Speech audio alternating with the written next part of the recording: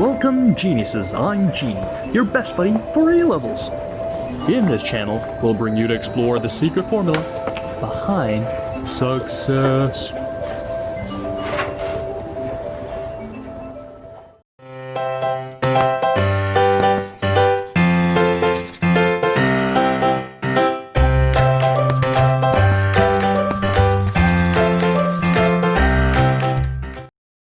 Hi everyone, today we are going to learn about differential equations.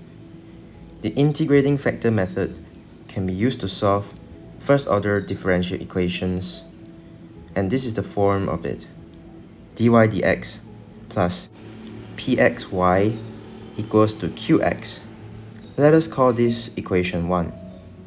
The technique involves finding a function rx so that when equation 1 is multiplied by rx, the left-hand side of 1 is equivalent to d dx rx times y. The function rx is called the integrating factor. Multiplying equation 1 by rx will give rx times dy dx plus rx times px times y equals to rx times qx. We require the integrating factor rx to satisfy the identity d dx rx dot y equivalent to rx times dy dx plus rx times px times y. So differentiate the left-hand side of the identity above using the product rule will give r prime x times y plus rx times dy dx.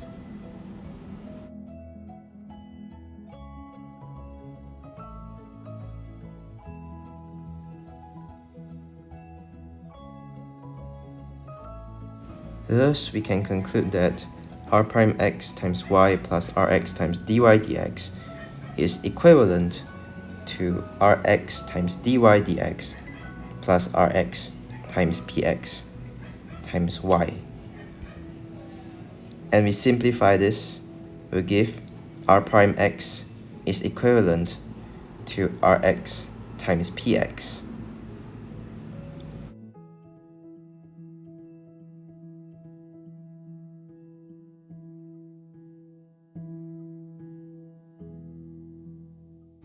Dividing through by rx and integrating with respect to x gives integrate r prime x over rx dx equals to integrating px with respect to dx.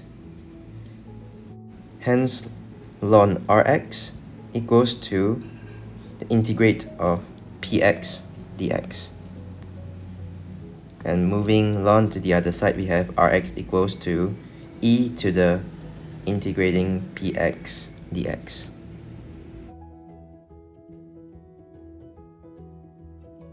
Now let us look at an example. We want to solve the equation dy dx plus 2 over x times y equals to x cubed plus 4, given that y equals to 18.5 when x equals to 3. Noting that the given differential equation is of the form dy dx plus px times y equals to qx, the integrating factor method is used. So the integrating factor is rx, so rx equals to e to the integrating 2 over x dx, which eventually simplifies to x squared. So multiplying through by x squared gives x squared dy dx plus 2xy equals to x to the power of 5 plus 4x squared. And x squared dy dx plus 2xy is the differentiate of x squared y. So now we want to integrate the other side. So we have 1 over 6x to the power of 6 plus 4 over 3x cubed plus c. Hence, y equals to 1 over 6x to the power of 4 plus 4 over 3x plus c x to the power of negative 2. But we know that y equals to 18.5 when x equals to 3. So plugging in both values, and we find out that c equals to 9. And substituting c back to the original equation, we have y equals to 1 over 6x to the power of 4 plus 4 over 3x plus 9x to the power of negative 2.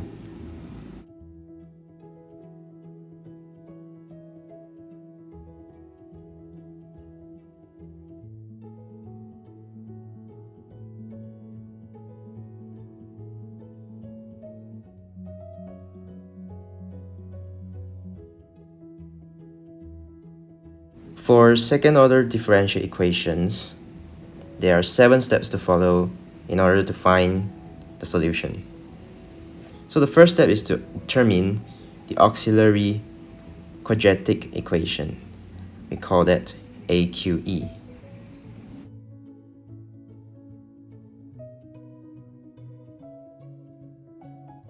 The second step is to deduce the form of the complementary function, which we often regard it as YCF.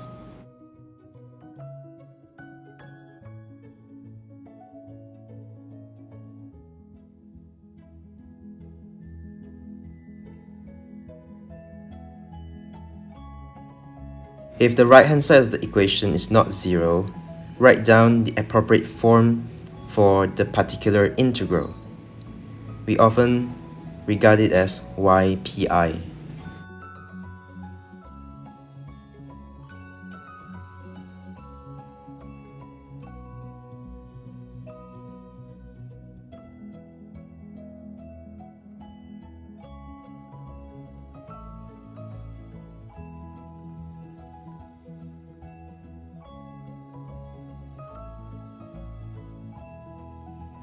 The fourth step is to fit the particular integral through the differential equation to unknown constants in the particular integral.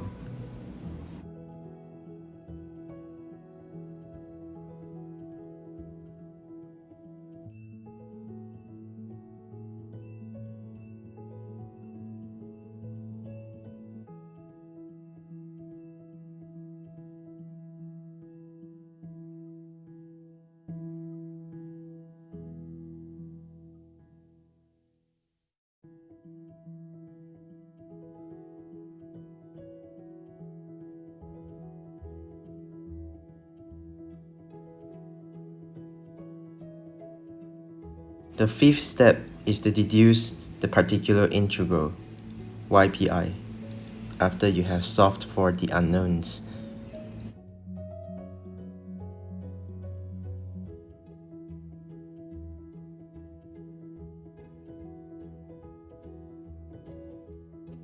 The sixth step is to deduce the general solution. The general solution equals to the complementary function plus the particular integral. In other words, y equals to YCF plus YPI. And the final step is to use the boundary condition to find all the unknowns in the general solution in order to obtain particular solution.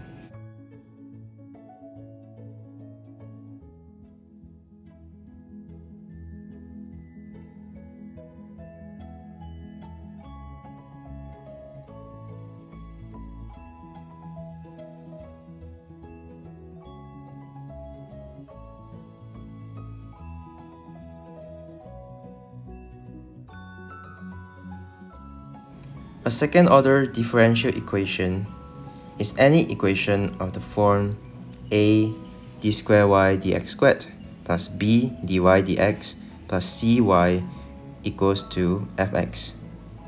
When the right-hand side is 0, such a differential equation is homogeneous.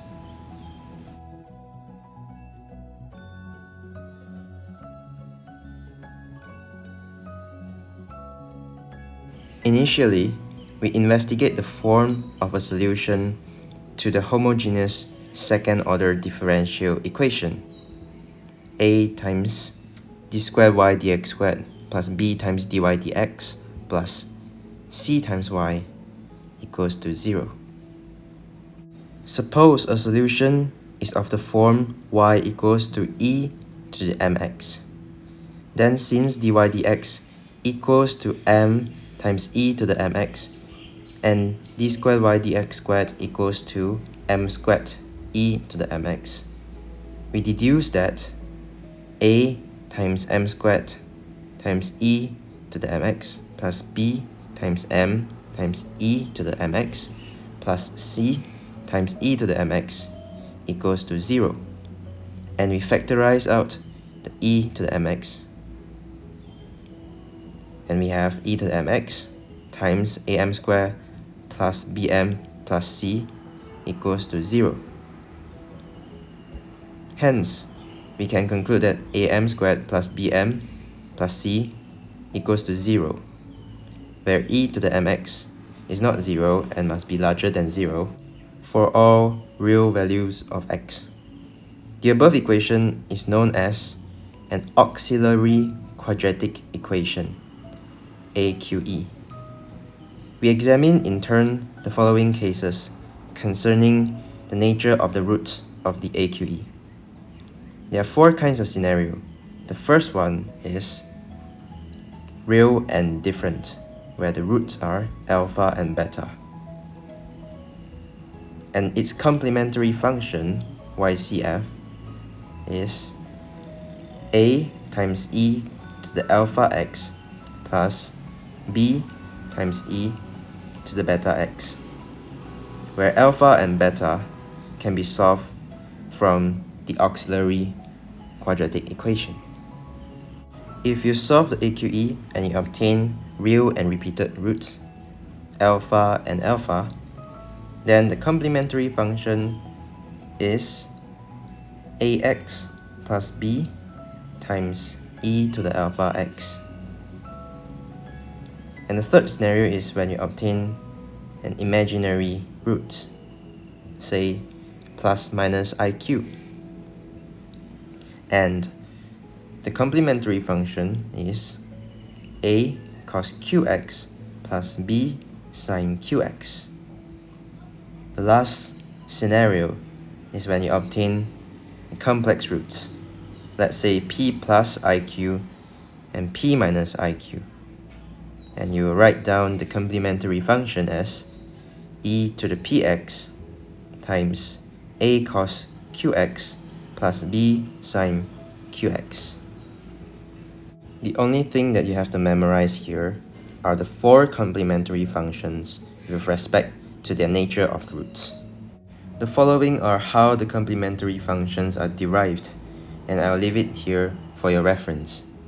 So this is the first proof that when the AQE has roots which are real and different, the complementary function will equals to y equals to a e to the power of alpha x plus b times e to the beta x, where alpha and beta are the roots solved from the AQE.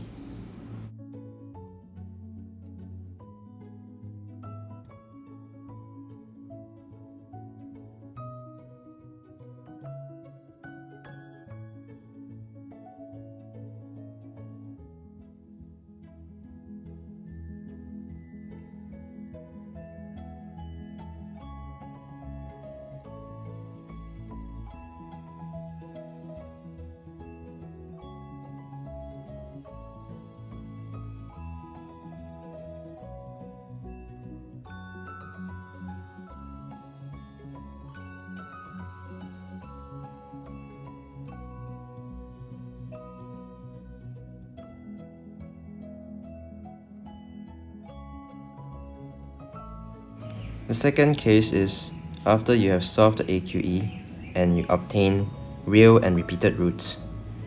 You write down the complementary function as y equals to ax plus b times e to the power of beta x, where beta is the root solved from the AQE.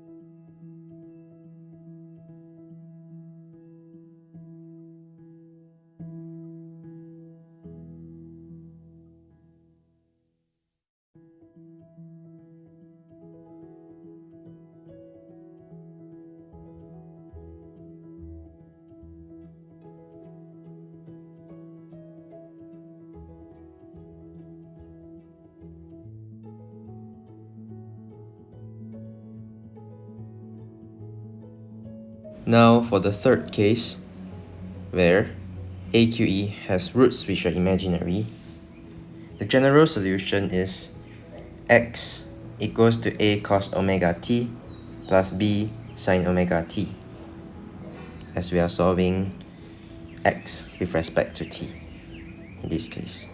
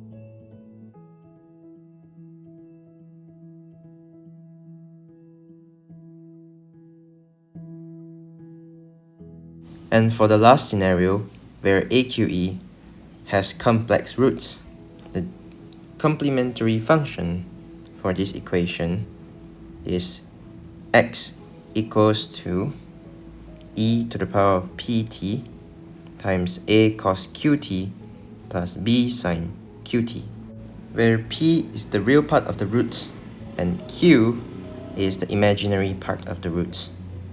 And remember that this solution that I'm trying to solve is x with respect to t and not y with respect to x.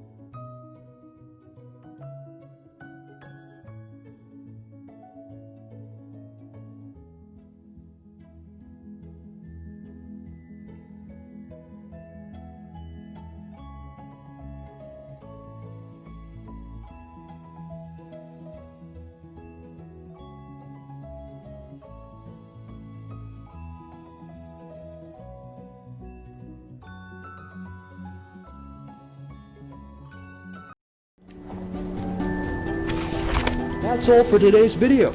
If you're interested in more genuine sharing by other geniuses, please subscribe to our channel and don't forget to turn on the notification bell, ding dong. Also, if you're struggling with one or two past year questions and the mark scheme just doesn't seem to help, Genie has got you covered. Feel free to let us know what question it is by filling in the Google form linked in the description below. GenieUs Hub will get genius teachers to fulfill your request for the solution. Genie will see you next time. Bye-bye.